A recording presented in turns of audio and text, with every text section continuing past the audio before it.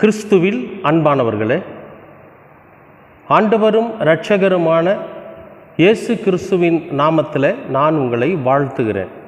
கர்த்தர் உங்களை ஆசீர்வதிப்பார். இன்றைய அனுதின உணவில் கர்த்தர் நமக்கு கொடுக்கிற வார்த்தை எரேமியா 32ஆம் அதிகாரம் 19வது வசனம். யோசனையிலே பெரியவரும் செயலிலே வல்லவராயும் இருக்கிறீர். அவனவனுக்கு அவனவனுடைய வழிக்கு தக்கதாகவும் அவனவனுடைய கிரியைகளின் பலனுக்கு தக்கதாகவும் அளிக்கும்படி உம்முடைய கண்கள் மனுபுத்திரருடைய எல்லா வழிகளின் மேலும் நோக்கமாய் இருக்கிறது. அவனவனுக்கு அவனவனுடைய வழிக்கு தக்கதாகவும் அவனவனுடைய கிரியைகளின் பலனுக்கு தக்கதாகவும் அளிக்கும்படி. என்ன அளிக்கும்படின்னு கேட்டிங்கன்னா, ஆசீர்வாதத்தை அல்லது தண்டனையை அல்லது சமாதானத்தை இதெல்லாம் பட்டியலிட்டு வரிசைப்படுத்திக்கலாம். இவர் யோசனையில் பெரியவர், செயலிலே வல்லவர். யோசனை பண்ணி செய்யக்கூடியதில் ரொம்ப வல்லமையுள்ளவர். எதையும் யோசிக்காமல் செய்ய மாட்டார். நம்முடைய ஆண்டவர் எதையும் யோசிக்காமல் எடுத்தோம் கவுத்தன்னு செய்ய மாட்டார். நல்லா யோசனை பண்ணி இதை செய்யலாமா வேண்டாமா, செய்வது இவனுக்கு நன்மையானதாக இருக்குமா தீமையானதாக இருக்குமா அப்படின்னு யோசனை பண்ணி அதை நல்ல ஒரு வல்லமையோடு செய்வார். அப்போ அவருடைய செயல் எப்படிப்பட்டதாக இருக்கிறது அப்படின்னா, அவனவனுடைய வழிக்கு தக்கதாக. ஒருத்தன் எந்த வழியில் பயணித்து கொண்டு இருக்கிறானோ அந்த வழிக்கு தகுந்த மாதிரி அவனுக்கு பலன். சில பேர் நன்மையான வழியில் பயணிச்சுக்கிட்டு இருப்பாங்க, சில பேர் தீமையான வழியில் பயணிச்சுக்கிட்டு இருப்பாங்க.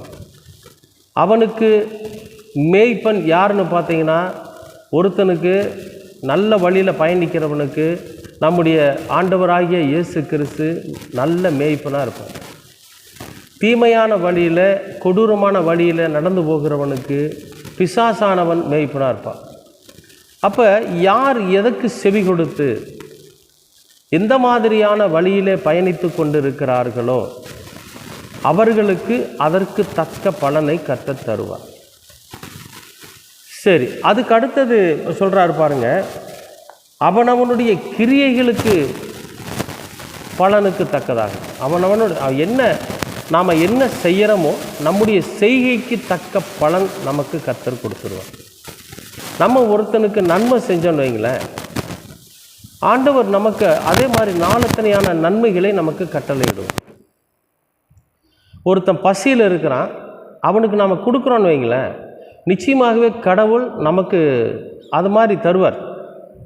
ஒரே ஒரு சின்ன சாட்சி ஒன்று நான் உங்களுக்கு சொல்லணும். நான் ஈரோட்டில் இருக்கிற எங்களுடைய ஊரை சுற்றி இருக்கக்கூடிய கிராம பகுதியில் நிறைய இடங்களில் ஊழியத்துக்கு போகிறதும் உண்டு. அப்போ ஒரு ஞாயிற்றுக்கிழமை என்னை ஒரு கிராமத்துக்கு கூப்பிடுறாங்க. கிராமம்னா நல்ல ஒரு பெரிய கிராமம், பேரூராட்சி மாதிரி, நிறைய ஜனங்கள் இருக்கிறாங்க. அங்கே இருக்கிற ஒரு ஆலயத்தில் பிரசங்கம் பண்ணிவிட்டு நான் ஆலயத்திலேருந்து புறப்படும் போது ஒருத்தர் வந்து என்ன சொன்னார், அதாவது அந்த ஊழியத்தின் நாட்களில், அந்த பிரசங்கத்தின் நாட்களில் எனக்கு வந்து ரொம்ப கஷ்டம். எப்படி கஷ்டம்னு கேட்டிங்கன்னா, சில நேரங்களில் அதை காணிக்கையை வாங்கிட்டு போய் அதில் கொஞ்சம் ஏதாவது வாங்கி வீட்டுக்கு கொடுக்கணுங்கிற ஒரு நிலை தான் அப்பொழுது இருந்தது. அப்போ வந்து என்னாச்சுன்னு கேட்டிங்கன்னா, நான் வந்து அன்றைக்கு ஊழியத்தை முடிச்சுட்டு வர்றப்போ எனக்கு ஒரு தொகை, ஒரு 300 ரூபா 350 ரூபா ஒரு காணிக்கை கொடுத்தாங்க. இந்த காணிக்கையை வாங்கிட்டு புறப்படுறப்போ ஒருத்தர் என்ன பண்ணார், ஐயா எங்கள் வீட்டுக்கு ஒரு ஜெபம் பண்ணணும், நீங்கள் வந்து வாங்கன்னு கூப்பிட்டார். அப்போ நேராக அவர் வீட்டுக்கு ஜெபம் பண்ணுறதுக்காக போனேன். போகிறப்ப அவருக்கு ஒரு பொண்ணு ஒரு பையன், 2 பேரையும் முழங்கால் படியிட வச்சு அவங்களுக்கு ஒரு சில காரியங்களை குறித்து அறிவுரைகளை சொல்லிவிட்டு அப்புறம் ஜெபம் பண்ணோம். ஜெபம் பண்ணி முடித்ததற்கு பிறகு என்ன பண்ணார், ஒரு சிப்பம், அதாவது வந்து மூட்டையில் வந்து 25 கிலோ அரிசி இருக்குது இல்லைங்களா, 26 கிலோ, அப்படிப்பட்ட ஒரு சிப்பத்தை எடுத்து என்னுடைய வண்டியில் வச்சார். எதுக்குங்க ஐயா இது அப்படின்னு கேட்டேன். இல்லை நீங்கள் கொண்டு போங்க ஐயா, உங்களை பார்த்தாவே எனக்கு உங்களுக்கு ஏதோ ஒன்று செய்யணும்னு தோணுது அப்படின்னு சொல்லிட்டு ஒரு சிப்ப அரிசி எடுத்து எனக்கு கொடுத்தார். அதுக்கு பிறகு இந்த சுரக்காய் இருக்குது இல்லைங்களா, ஒரு 2 சுரக்காய் எடுத்து பெருசாக எடுத்து வச்சார். இது எதுக்குங்கன்னா நீங்கள் சமைச்சு சாப்பிடுங்க அப்படின்னு சொல்லி கொடுத்தார். நான் அதை வாங்கிட்டு வேகமாக வந்துக்கிட்டு இருக்கிறேன். அப்போ அதை தாண்டி வரப்போ அங்கே இன்னொரு கிராமம் இருக்குது. அந்த கிராமத்துக்கு நான் ஊழியத்துக்கு போகிறது உண்டு. அந்த கிராமத்து வழியாக வந்துட்டுருக்கிறேன். திடீர்னு ஒரு அம்மா ஓடுறாங்க. அந்த அம்மா எனக்கு தெரிஞ்சவங்க தான். அவங்க என்னை பார்த்தோன்னே, ஐயா சோத்துறங்க ஐயா, சோத்துறங்க, என்னம்மா பிரச்சனை? அந்த மாதிரி வந்து சாப்பாட்டுக்கு கூட ஒன்றும் இல்லைங்க ஐயா, இந்த ஆள் குடிச்சு போட்டு அங்கங்கேயே விழுந்து கிடக்குறானாம்மா, அதை நான் போய் பார்க்க போகிறேன் அப்படின்னு சொல்லி சொன்னாங்க. ஏம்மா இவர் இப்படி பண்ணுறாரு? பாருங்க ஐயா, 4 பசங்க வச்சுருக்கிறேன், ஒரு பொன் குழந்தை இருக்குது, இப்படி வந்து இந்த ஆள் வந்து இப்படி பண்ணுறாரு. நான் ஆண்டவரிடத்தில் அழுகாத நாள் இல்லை. எல்லாம் சின்ன சின்னதாக இருக்குது. ஏதோ வேலைக்கு போகக்கூடிய தகுதியில் இருந்தால் கூட பசங்க பிள்ளைங்க எனக்கு சம்பாரித்து கொடுப்பாங்கன்ற தைரியத்தில் இருப்பேன். இந்த குழந்தைகளை நான் காப்பாற்றி ஆகணும். எனக்கு இன்றைக்கி ஞாயிற்றுக்கிழமை ஒன்றும் செய்கிறதுக்கு ஒன்றும் இல்லைங்க ஏன்னு சொல்கிறாங்க. சொன்ன உடனே அப்போ நான் சொன்னேன், அவன் விழுந்து கிடக்கட்டும், அவன் போதை தெளிஞ்சு எழுந்து வந்துடுவான், இதை கொண்டு போய் சாப்பாடு செய்யுங்கன்னு சொல்லி அந்த 2 சுரக்காயும் அந்த ஒரு சிப்ப அரிசியும் அவங்க கையில் கொடுத்துட்டேன். கொடுத்த உடனே அவங்க, ஐயா என்னங்க எப்படி கொடுத்துட்டீங்க, உங்களுக்கு இல்லை நீ கொண்டு போங்கன்னு சொல்லி அவங்க கையில் கொடுத்துட்டேன். கொடுத்துட்டு அப்புறம் அந்த ரோட்டு மேலேயே அந்த ஆலயம் இருக்குது. அந்த ஆலயத்தில் இன்னும் சின்னதாக ஒரு ப்ரேயர் பண்ணிவிட்டு நான் பாட்டுக்கு வந்துட்டேன். எனக்கு கையில் ஒரு 350 ரூபா பணம் இருக்குது, போதுமானது. நாம் அந்த சிப்ப அரிசி கிடைக்கலன்னா இதில் தானே அன்றைய வாழ்க்கையை ஓட்டியிருப்போம், அதனால் அதுவே போதுமானதுன்னு சொல்லிவிட்டு அப்போ நான் வந்துட்டேன்.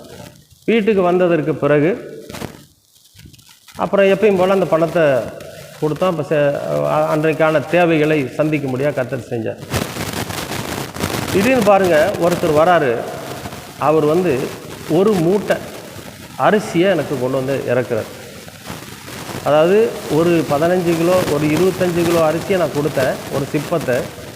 அதுபோல் 3 மடங்கு 75 கிலோ இருக்கக்கூடிய ஒரு அரிசி மூட்டையை கொண்டாந்து எங்கள் வீட்டில் இருக்கிறார்.